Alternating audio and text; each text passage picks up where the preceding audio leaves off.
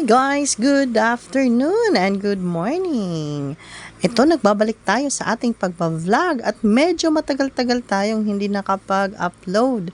Sobrang busy ang inyong lola.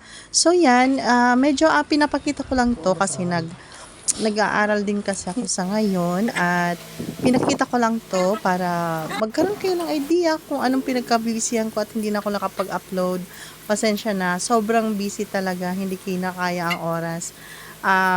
Anyway, itong video ko lang naman is to entertain. So, siguro paminsan-minsan kung bibigyan ng pagkakataon makapag-upload.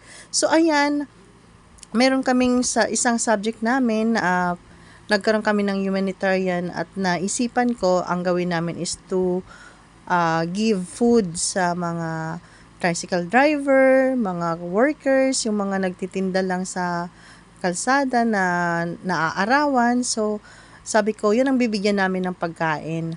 Ang prepare namin dyan is yung lumpiang Shanghai at saka kanin. At bumili din kami ng Zesto.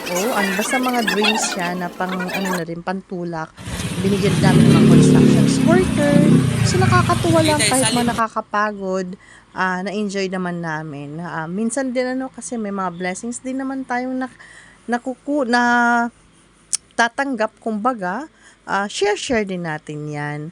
So ayan, ang aking mga classmates din na aking kasama. At hopefully, magkaroon din kami pa ng ibang activity. Actually, marami kaming activity na ginawa.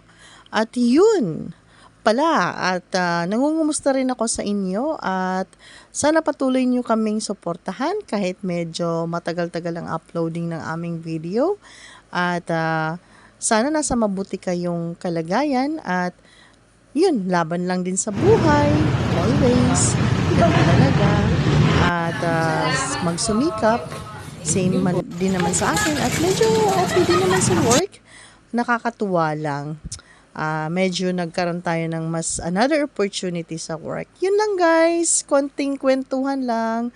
Have a nice day and see you next vlog. Thank you for watching.